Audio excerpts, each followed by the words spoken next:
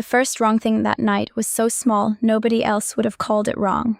Dad was standing at the kitchen counter in his old brown cardigan, squinting at a stack of mail through the half glasses he only wore when he was too stubborn to admit he needed them, and he said mostly to himself, "What bank's this from again?" Before I could even turn from the sink, Daniel answered for him.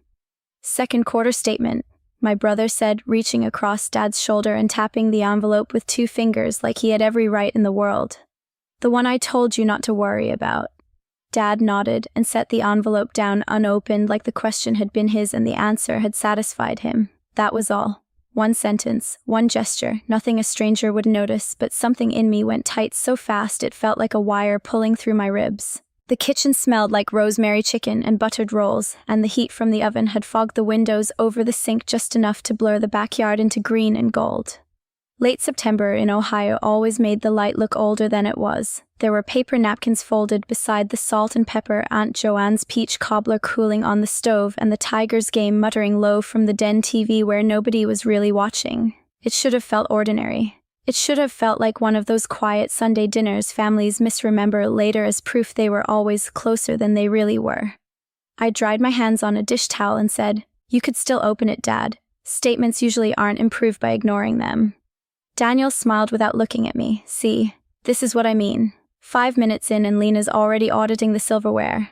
He said it lightly enough for Dad to snort. Not a laugh exactly. Just that short breath of amusement men use when they think a woman is being a little too much. I felt the old familiar burn rise behind my sternum. I had learned a long time ago that there were 2 ways to survive in my father's house. One was to fight every small thing until you looked as difficult as they already believed you were. The other was to let half of it pass and hope the half you kept might preserve something in you. By 27, I'd gotten very skilled at the second one, so I let it pass. I moved the bowl of green beans to the table, straightened the stack of plates, and told myself what I always told myself. Before family dinners, keep your voice even, don't rise to Daniel's tone, don't make Dad choose in front of people, and maybe the night will stay small. It almost never did. Dad's house was the same white ranch outside Newark where Daniel and I had grown up, though it had felt emptier since Mom died 3 years ago, emptier in a way that had nothing to do with furniture. The dining room still had her oak hutch against the wall and the little ceramic quail she used to put out every fall. Her place settings were still arranged the way she liked them: salad fork, dinner fork, knife, spoon, water glass at the top right, because I had set tables beside her for years, and my hands still knew the order better than my head did. Daniel liked to say he was the one who stayed and helped Dad through the practical things after the funeral. That was true in the way surface things are true. He lived 20 minutes away. He came by more often. He knew which gutter leaked and which cabinet hinge stuck. I was the one who had left for Columbus, who worked at a bank, who rented a 1-bedroom apartment with a narrow balcony and a view of a parking lot. In this family, distance counted more than accuracy. Proximity counted more than almost anything. Aunt Joanne came in carrying the butter dish and nodded at me. "You're still the only one in this house who knows where the real serving spoons are." "That's because I open drawers instead of praying over them," I said. She gave one dry huff of laughter. With Joanne, that was affection. We sat down a few minutes later, Dad at the head, Daniel on his right, me on the left, Joanne across from me. Daniel's wife Carrie had called in the afternoon to say one of the boys had a fever, which left Daniel freer, somehow more settled in his role as only son and household interpreter. Dad bowed his head for grace. His voice was rougher than I remembered from childhood, and shorter too. He thanked God for the meal, for family, and for help close at hand. When he said that, his hand moved once against the table near Daniel's plate. I looked down at my napkin and smoothed it flat against my knee. The first 10 minutes stayed within the usual borders: weather, gas prices, Daniel's truck needing brake work, Aunt Joanne complaining that the pharmacy had cut its Sunday hours. Dad asked me how Columbus was, and before I could answer, Daniel said, "Still full of people paying $14 for coffee and calling it culture." Joanne rolled her eyes. "Lord Daniel." "It's fine," I said. "Still standing last I checked." Dad carved the chicken with more force than he needed. "You still doing that fraud thing, account reconciliation and fraud review, yeah." He nodded as if I had confirmed a fact about a neighbor's daughter. "Sounds tedious." "It mostly is." Daniel took another roll. "That's Lena. Built a whole life around finding other people's mistakes." There it was again, that soft way of reducing me while sounding affectionate. The thing about Daniel was that if you quoted him back to anyone, you sounded touchy. He never said the blunt, cruel thing. He said, the polished, smaller thing that left a bruise without leaving evidence. I kept eating. A little later, Dad reached beside him and tapped a folder resting on the sideboard. Actually, there was something I wanted to go over while everyone's here. The room changed in one breath. Not dramatically, just enough. Daniel sat back a little, already relaxed in a way I did not like. Joanne's fork paused halfway to her mouth. I looked at Dad and saw that one finger of his tapping once against the table, his tell from my whole childhood whenever he was about to say something he wanted accepted more than discussed. It's nothing dramatic, he said. I just think at my age it's sensible to simplify some things. Daniel picked up his water glass but didn't drink from it. Dad glanced at me briefly, then back at the folder. I've been thinking about the accounts, the house, all the paper that piles up. I don't need confusion if something happens to me. Nobody spoke. I could hear the den TV murmur under the air conditioner vent and the soft click of Joanne setting down her fork. Dad cleared his throat. Daniel's been handling most of that with me anyway. He's here, he knows the place, he knows what things cost. He's been a real help keeping things straight. I felt my body go still in the precise way it does when pain arrives wearing familiar clothes. I'm going to put his name on a few things, Dad said. Nothing fancy, just make it easier. No sense making a mess where there doesn't need to be one. I looked at him. You mean instead of splitting responsibility? Daniel leaned back farther now, all ease. Lena. It was one word. The version of my name meant to suggest I was already overcomplicating something simple. Dad didn't raise his voice. He didn't need to. I mean, instead of making this harder than it has to be. Aunt Joanne looked at him. Robert. He kept going. You live in Columbus. You've got your own life. Daniel's the one who's been here. He's the one who's helped me manage things. I said, that doesn't make him the only one who should know what's happening. Carrie wasn't there, but Daniel gave the little half smile he used around people he planned to outlast. Nobody said, only one. Dad exhaled through his nose. Lena, don't start. That was when Joanne made the mistake of glancing at Daniel, and Daniel made the mistake of looking amused, and Dad made the final mistake of saying in that dry, tired voice of his, you always did have a way of turning paperwork into a courtroom. Joanne gave a short, disbelieving laugh, not because it was funny, but because families laugh sometimes when they want to slide past a cruelty without naming it. Dad smiled faintly. Daniel let out a soft breath through his nose.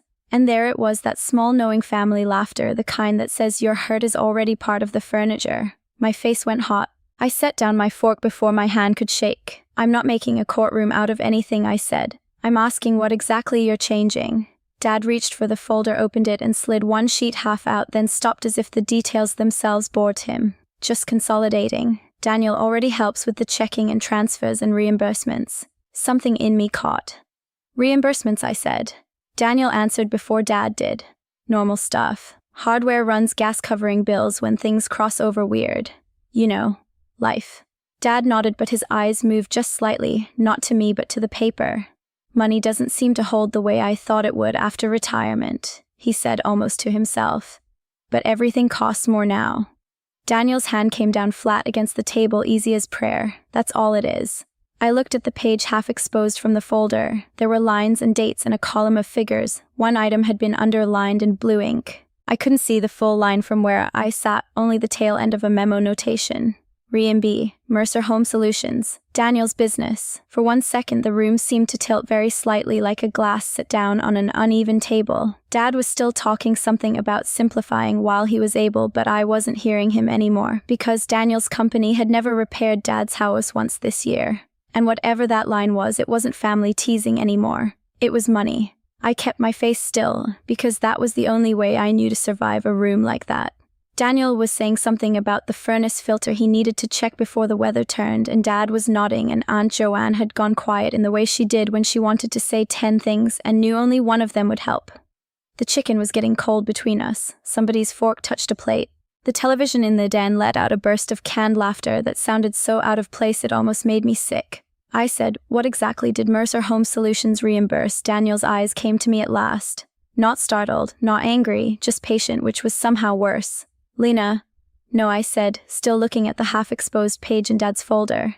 You said reimbursements. Dad said reimbursements. I'm asking what expense got reimbursed. Dad gave me the tired look he used to give me when I was 14 and wanted him to explain why Daniel got away with things I didn't. It's not a deposition, it's a question. Daniel leaned an elbow on the table. I've spotted him on things here and there. Lumber gutters, some supplies when he was between statements. It's not that deep.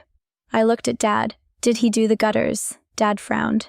I thought he was going to. Daniel cut in smoothly. The point is I've covered things when needed. Jesus, Lena. That was the moment Aunt Joanne laid down her fork for good. Don't Jesus Lena her. She asked a plain question. Daniel gave a little shrug that said he was too generous to fight with women at dinner. He had learned that move young. When we were kids and he broke something, he never denied it immediately. He let the room get tired first. Then he said something half true in a calm voice and watched the adults settle around the version that required the least work. I used to think that was charm.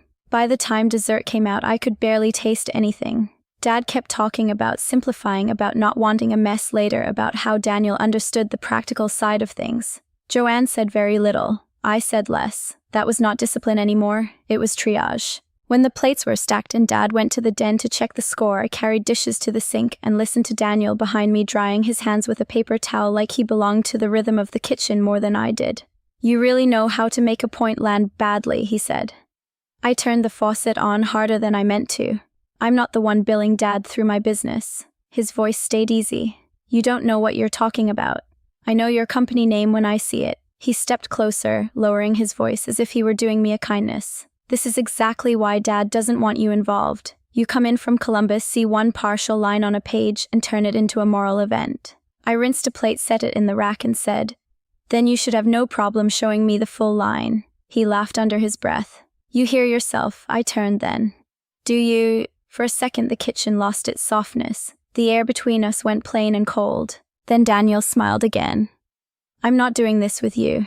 Not in Dad's house. It was such an old trick I almost admired it, as if the house itself made him honorable.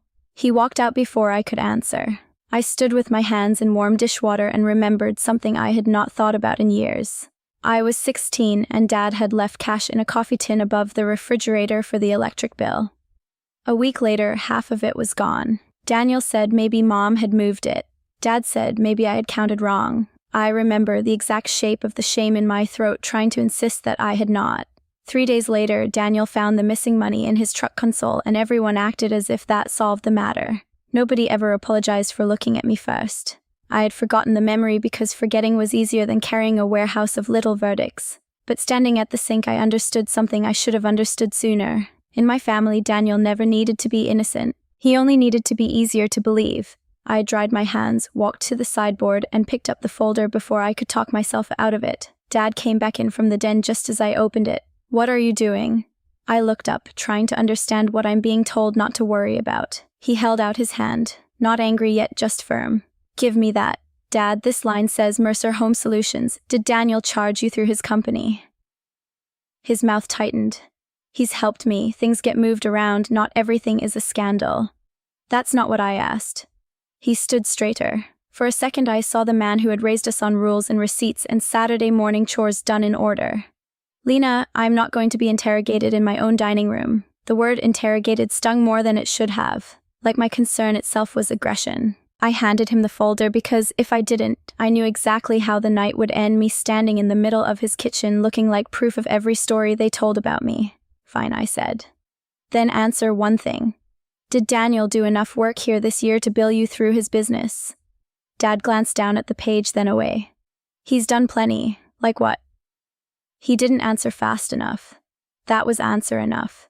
I left 10 minutes later with Joanne's cobbler wrapped in foil I had not wanted, and the old, hard pulse of humiliation beating behind my eyes. No one tried to stop me. Daniel called, "Drive safe," in that same maddeningly level voice, like he was the gracious one. I sat in my car in Dad's gravel driveway with the dome light on and my hands on the wheel and did the thing I hated most. I questioned myself before I questioned the facts. Maybe I'd seen one line and made too much of it. Maybe Daniel had floated Dad some money and billed it back through the business for tax reasons or bookkeeping reasons or one of the 100 reasons families give themselves for blurring lines. Maybe what hurt was not the money. Maybe I was only taking an old wound and trying to dress it in numbers because numbers were easier to argue with than fathers. That was how silence had kept me all these years. Not because I lacked eyes. Because before I trusted what I saw, I had been trained to distrust the seeing. I slept badly and woke before 6 with the word reimbursement in my head like a splinter. By 7:30, I was in my apartment kitchen in Columbus, still wearing my socks and making coffee I did not want. My job had made me patient with records. Most suspicious things did not announce themselves as crimes. They announced themselves as wording, timing, repetition, the same harmless explanation used once too often. At 9, I called Dad. He answered on the 4th ring. You at work? Not yet. I need to ask you something when you're not at the house with Daniel. A pause. What is this, please? His exhale filled the line. I'm at Miller's getting a tire patched. Talk. I looked out at the parking lot below my window. How often has Daniel transferred money for you or gotten reimbursed through his business? He's helped when I needed it. That's not a number. I didn't keep tally marks, Lena. Did you authorize every transfer? Another pause. Longer this time. Daniel handles the online side better than I do, he said. Passwords, portals, all that. I closed my eyes. So that's a no. It's not a no. It's a don't talk to me like I'm 90. I leaned against the counter. I'm not. I'm asking if you know exactly where your money has gone. His voice turned flinty. You think I can't manage myself? There it was. The door hidden inside the question. His fear had never been only being wrong. It was being old, being dependent, being the kind of man who had to admit somebody else might have used his trust better than he had. I think I said carefully that if Daniel's moving money through his business, you should want clarity. Silence again. Then more quietly, Marcy at the bank called last month wanting to review some transfer thing. Daniel said it was routine. I straightened. Marcy Bell. Yeah. What transfer thing? I don't know. She left a message. Daniel talked to her when he drove me in for that notary appointment. Cold moved through me slowly like water rising. Dad said defensive again now that he'd said too much. She knows me. If there was a problem, she would have said there was a problem. Maybe she tried. He did not answer. After we hung up, I stood motionless in my kitchen remembering Marcy Bell.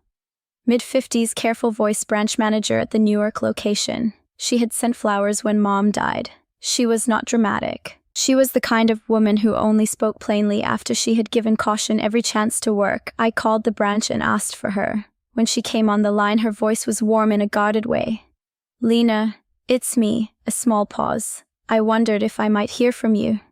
My grip tightened on the phone. Did you call my father about transfer activity? Another pause, longer and more professional this time. I need to be careful what I say without proper authorization. I understand. I'm not asking you to violate anything. I'm asking if I should be worried.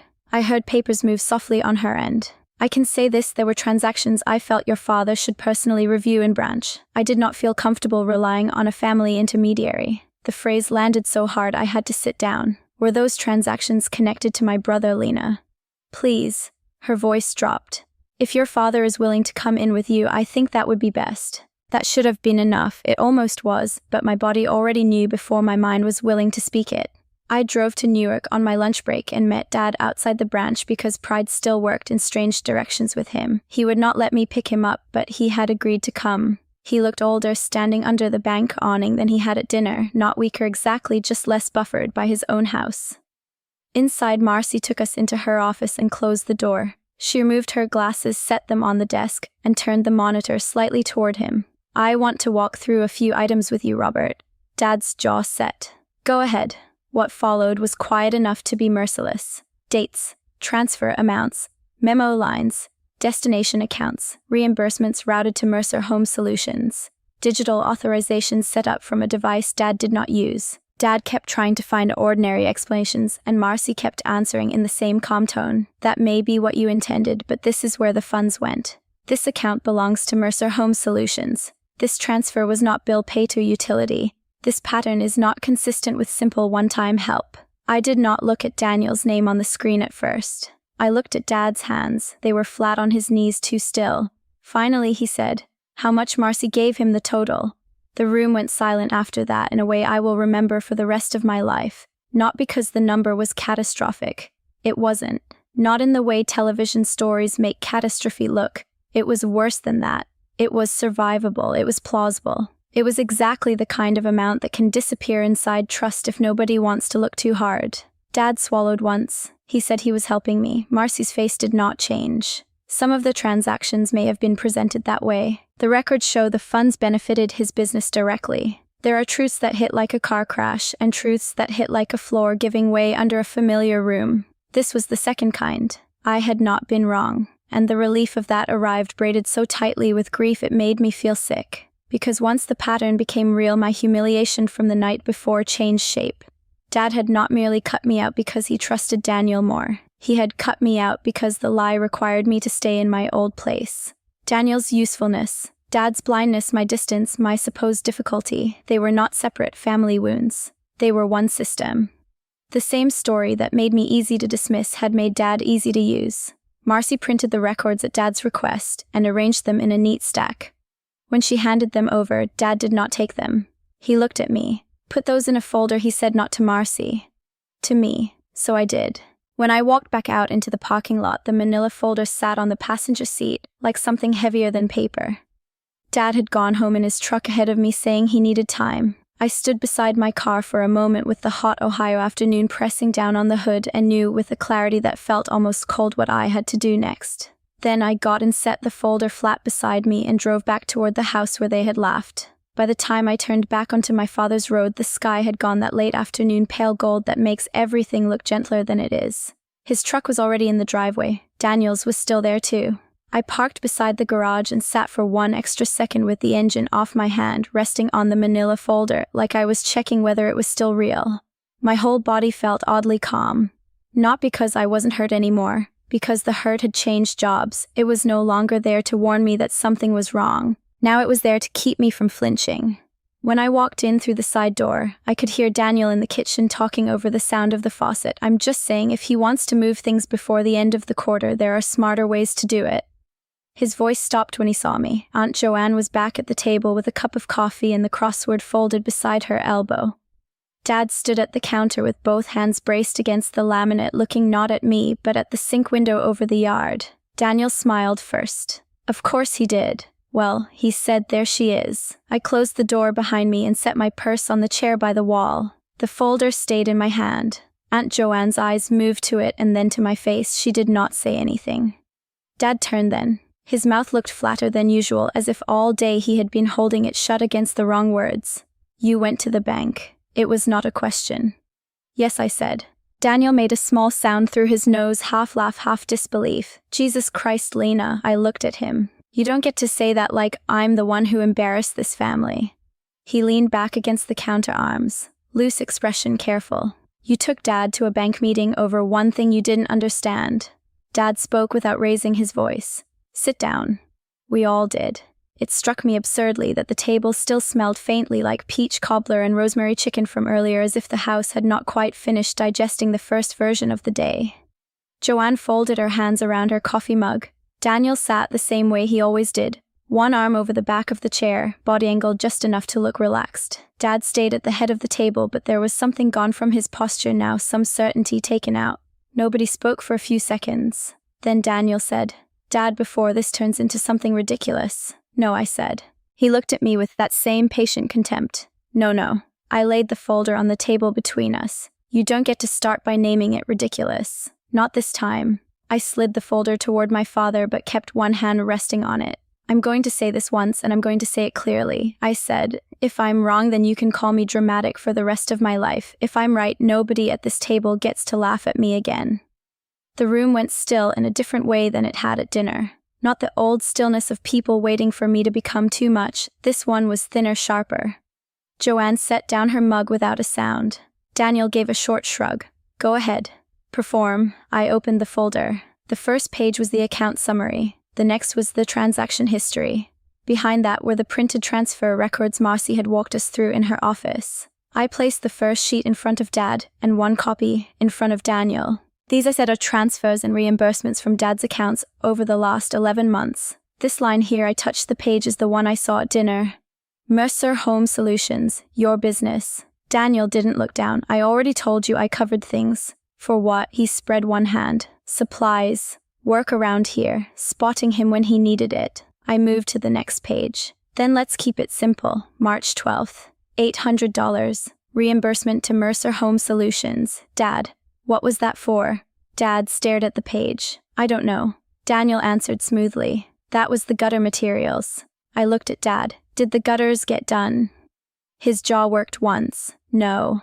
Daniel cut in. Because weather pushed it, and then I rolled it into another estimate. Then why was the money gone in March, I asked. He opened his mouth, but I kept going before he could settle us into his pace. April 2nd, 1240. Transfer. Destination account ending in 4431.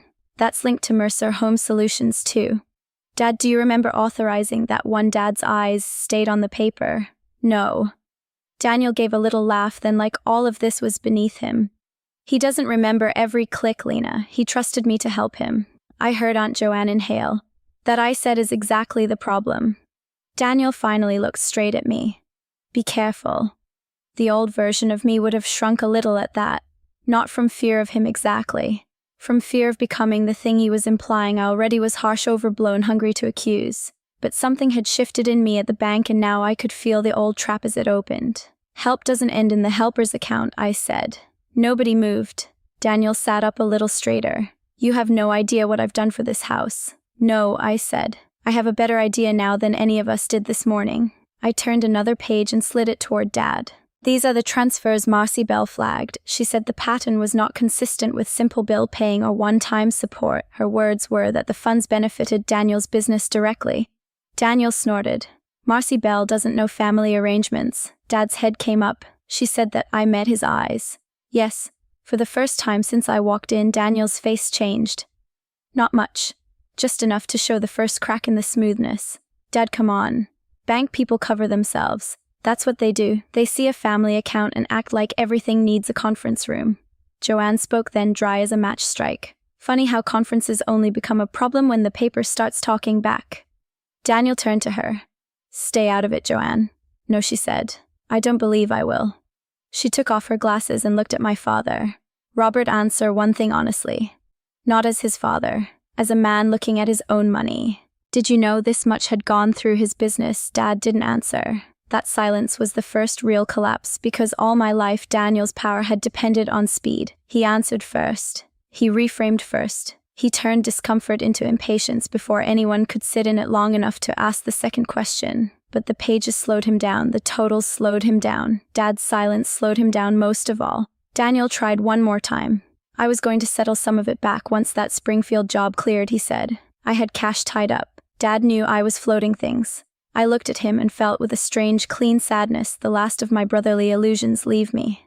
You build your own father through your business without making sure he understood what you were doing, I said. And you let him sit at this table and tell everyone you were the one keeping things straight. He snapped then, not loudly, but for the first time without polish. Because I am the one who's here. The words landed and stayed there, not because they were new, because they were true enough to expose the rest. He had been here. He had been here for the doctor appointments, the furnace filters, the mail, the little repairs, the broken screen door, the snow shovel leaning by the garage. He had been here inside the daily life of the house, and all of that nearness had become a kind of moral camouflage. Dad looked at him the way you look at a road sign you have passed 100 times and suddenly cannot read. You should have told me, he said. Daniel's voice dropped. I was handling it. No, I said quietly. You were counting on him not asking. Daniel turned on me then. You love this, don't you? You get to come in here with your folder and your bank voice and finally be right about something. The old humiliation flared hot and familiar. For one terrible second, I felt myself almost pulled back into the old need to explain, to defend my tone, to prove I was not enjoying this. Then I looked at my father. Really looked at him. At the gray in his eyebrows, at the deep new line beside his mouth, at the way his hand rested flat against the page like it was the only steady thing in reach, and I understood with perfect clarity that this was never going to be rescued by making myself softer. I don't love this, I said. I hate that this is what it took. I hate that the only way I could get anyone at this table to stop laughing at me was to put numbers in front of them. But don't stand there and make this about my tone because you can't stand what the page says. Nobody laugh now. Dad pushed his chair back slowly and stood. He did not look at me. He did not look at Joanne. He looked only at Daniel. How much were you planning to let me not notice? Daniel's mouth opened. Closed. Opened again. That isn't fair. Dad gave a short, stunned breath through his nose. No, it isn't. That was the second collapse, not the money, not even the betrayal. The fact that Dad had finally used the word fair, and it had nothing to do with me making things difficult. Daniel stood up too, all restless energy now. I said I was going to settle it. With what? Joanne asked.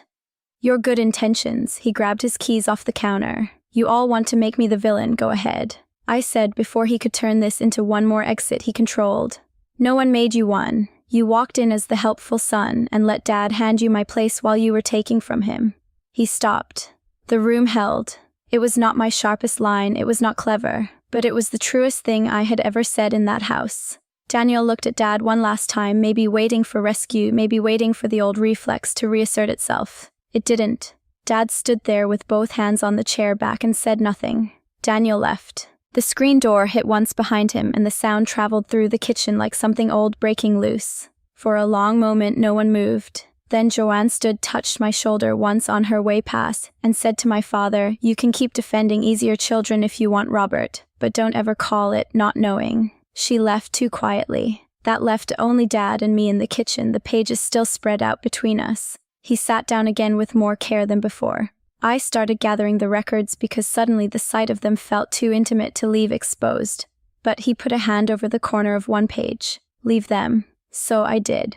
We sat there until the house changed temperature around us and dusk started filling the window over the sink. Finally Dad said without looking up, "Your mother used to say Daniel could charm the paint off a fence." I smiled despite myself, but it hurt. She did. She also used to say you notice things people paid not to notice. I swallowed. He rubbed once at his forehead. I thought she just meant you worried too much. There was no defense I could offer him from that. Not one that would have honored either of us. After a while he stood and went out the back door. I followed a minute later with the citronella candle and a lighter because the mosquitoes would be bad by the lilac hedge this time of night. It was an old habit from summers when Mom was alive, setting the candle between the patio chairs while she brought out iced tea in sweating glasses. Dad sat on the porch step instead of the chair. I set the candle down beside him and lit it. The smoke curled up blue-gray in the deepening dark. Somewhere down the road a dog barked twice and stopped. We stayed there a long time without speaking. The grass had just been cut yesterday. I could smell it under the citronella, sharp and green and damp at the roots. The porch boards were still warm from the day. I remembered being 9 years old and sitting on these same steps beside Mom while she snapped beans into a bowl and told me that silence was only noble when it protected something worth protecting. I had not understood her then. I think maybe I did now. Dad cleared his throat. That line on page 3. I looked at him. He kept his eyes on the yard. The one from April. 12:40. Why was that one worse than the others? The question was so plain, so unguarded that for a second I couldn't answer. Then I picked up the page from the step between us and held it where the porch light could reach. Because this one, I said, touching the line with my finger, didn't go to a utility or a hardware store or a contractor. It went straight into Daniel's business account, which means even if he told himself it was temporary, he crossed the line from helping you pay something to paying himself. Dad nodded once slowly. I went on quieter now. And because you didn't know that when you told me he was the one keeping things straight. The candle burned between us, small and steady. Dad sat with his hands hanging loose between his knees, looking not at me exactly but no longer away from me either. I was wrong, he said. It was not enough to fix the years behind us. It was not enough to give back the versions of myself I had shrunk to fit inside this family. But it was real, and real I had learned was worth more than the easier things people say when they want the pain to end before the truth has finished speaking. I folded the page once and set it back in the folder. The dark settled deeper over the yard. The citronella smoke drifted between us in thin pale ribbons, and for the first time in that house, in that family, in all the long exhausted years of being named smaller than I was, my father asked me another question and waited for the answer.